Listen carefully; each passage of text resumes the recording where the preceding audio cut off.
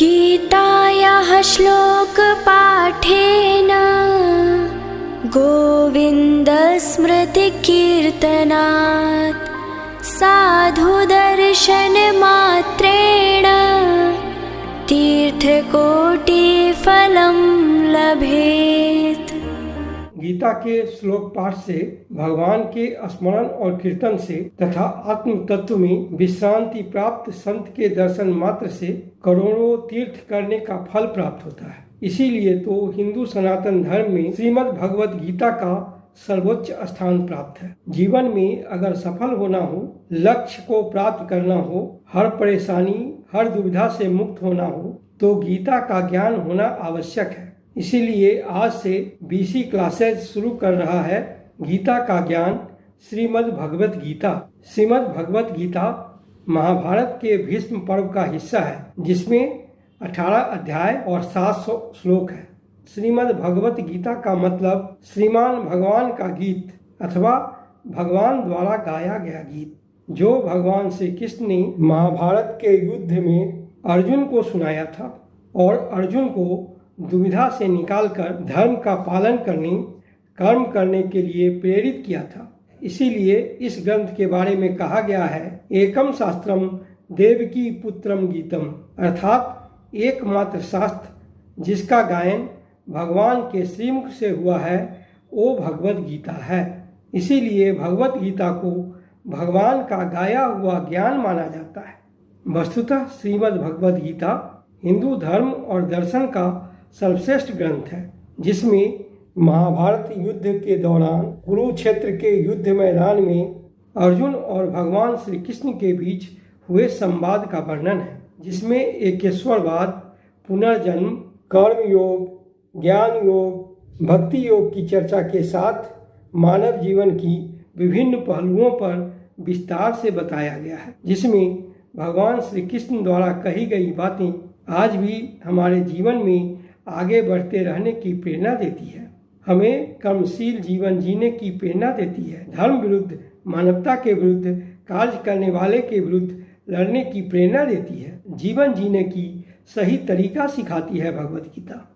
आज भी दुनिया के बड़े बड़े लोग, विद्वान और रिसर्चर हैरान हैं कि आज से हजारों साल पहले युद्ध के मैदान में कैसे श्री कृष्ण ने एक दुविधा में घिरे दुखी धनुष को नीचे गिरा देने वाले अर्जुन को अपना धर्म पालन करने, अपना कर्म करने के लिए, धर्म की रक्षा हेतु शस्त्र उठाने के लिए प्रेरित कर महाभारत का सर्वश्रेष्ठ योद्धा और विजेता बना दिया। ऐसा इसलिए कि दुनिया का पहला और सबसे महान मोटिवेशनल स्पीकर हैं भगवान श्री कृष्ण, और भगवत गीता दुनिया का पहला और महान मोटिवेशनल ग्रंथ। वस्तुतः श्रीमद् भगवत गीता मात्र एक धार्मिक ग्रंथ ही नहीं, बल्कि यह संपूर्ण दर्शन है, जिसका अनुसरण करने वाला व्यक्ति जीवन के हर क्षेत्र में सफल हो जाता है। उनके लिए कुछ भी असंभव नहीं रह जाता। भगवत गीता के अद्वितीय ज्ञान को समझकर आपको यह आश्चर्यजनक एहसास होगा कि ये अमूल्य ज्ञान हमें हमारी असली उद्देश्यों की ओर ले जाता है, जैसा कि इसको पढ़ने समझने के बाद मुझे भी हुआ है। और तब मैंने निश्चय किया कि भगवत गीता के इस ज्ञान को जन जन तक, भारत के सभी 140 करोड़ लोगों तक पहुंचाऊं, ताकि सभी धर्म पथ पर, कर्म पथ पर चलकर सफल हों और एक सुंदर, उन्नत और आदर्श भारत का निर्माण कर सकें। आज के क्लास में हम श्रीमद् भगवत गीता के अद्वितीय ज्ञान, गूढ़ रहस्य और उद्देश्यों को समझेंगे। इससे कुछ भी सीखने को मिलता है तो इसे लाइक और सब्सक्राइब कर अधिक से अधिक लोगों को शेयर करें। वैसे गीता के बारे में बहुत कुछ कहा गया है, सुना गया है, शायद ही कोई ऐसा धर्म ग्रंथ होगा जिस पर इतना लिखा गया हो। तो ऐसा क्या खास है गीता में कि समय समय पर ये और भी आवश्यक और मार्गदर्शक भी होती जा रही है। एकदम सरल भाषा में कहें तो भगवत गीता एक उत्तर है हर प्रश्न का। जीवन से जुड़ा ऐसा कोई प्रश्न नहीं जिसका कि उत्तर श्री कृष्ण भगवत गीता में नहीं देते। हमारे मन मस्तिष्क में कोई भी शंका, परेशानी, चिंता, किसी तरह का आवेग, किसी भी तरह की दुविधा हो, सभी का उत्तर है गीता। गीता में 18 अध्याय है और हर अध्याय में वेदों और उपनिषदों का सार है। इसके हर अध्याय, हर श्लोक में अपने आप को अर्जुन समझिए, क्योंकि अर्जुन की हर शंका, उनका हर डर, हर दुविधा, हर समस्या देखी जाए तो हमारी ही परेशानी है, और हर परेशानी का हल बता रहे हैं भगवान श्री कृष्ण। उनके गीता के ज्ञान को अपने जीवन में इम्प्लीमेंट करें तो मैं दावे के साथ कहता हूँ कि आप जीवन के हर क्षेत्र में अवश्य सफल होंगे। आप सारी समस्याओं को आसानी से पार कर जाएंगे। नमस्ते, मैं विनय कुमार आपको लेकर चलता हूँ भगवत गीता के 18 अध्याय के सफर पर। पहला अध्याय, अर्जुन विषाद योग, यानी अर्जुन का मानसिक दुविधा, उनका दुख, उनकी समस्या, उनका धर्म संकट। इसकी शुरुआत होती है धृतराष्ट्र के सवालों से। श्लोक 1, धृतराष्ट्रवाच धर्म क्षेत्रे कुरुक्षेत्रे संवेतायुजुस्सवः माम कः पांडवाश्चैव किम कुर्वत संजय। धृतराष्ट्र संजय से पूछते हैं, हे संजय, धर्म भूमि कुरुक्षेत्र में युद्ध की इच्छा से एकत्रित मेरे और पांडु के पुत्र क्या कर रहे हैं। धृतराष्ट्र जानना चाह रहे हैं कि युद्ध स्थल पर आखिर हो क्या रहा है। धृतराष्ट्र देख नहीं सकते, लेकिन आंखों से अंधे थे, मन और मस्तिष्क से नहीं।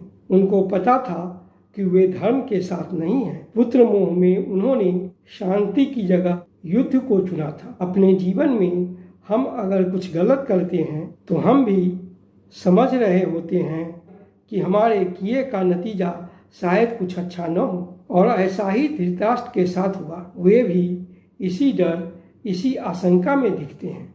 संजय उवाच दृष्ट्वा तु पांडवानीकं व्यूढं दुर्योधनस्तदा आचार्यमुपसंगम्य राजा वचनं ब्रवीत।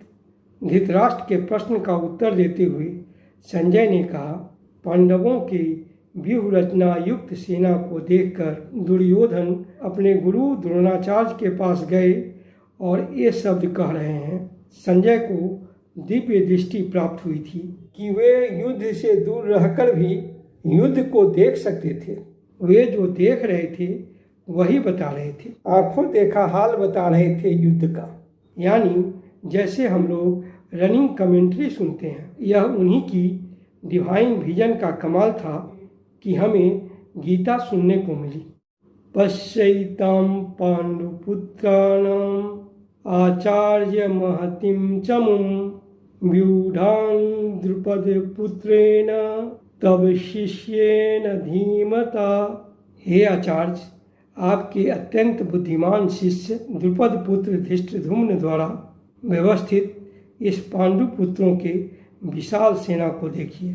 अत्र शूरा महेश्वासा भीमार्जुन समायुधि युयुधानो विराटश्च द्रुपदश्च महारथ। इस सेना में भीम तथा अर्जुन के समान युद्ध करने वाले अनेक महान योद्धा हैं, जैसे युयुधान, विराट और द्रुपद। धृष्टकेतुश्चेकितानः काशीराजश्च बीजवान पुरुजित कुंतीभोजश्च शैब्यश्च नरपुंगव।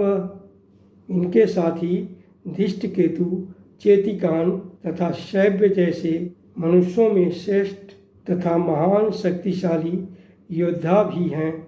युधामन्युश्च विक्रांत उत्तमौजाश्च वीर्यवान सौभद्रो द्रौपदेयाश्च सर्व एव महारथ।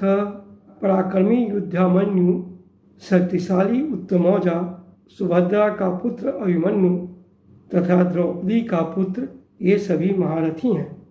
श्लोक 4, 5, 6 इन तीनों श्लोक में दुर्योधन पांडु पुत्रों की सेना के महान योद्धाओं का नाम ले रहे हैं। जब भी युद्ध होता है तो आप अपने सामने खड़ी सेना, उस सेना की योद्धाओं को जांचते हैं, परखते हैं। वैसे ही दुर्योधन भी कर रहे हैं।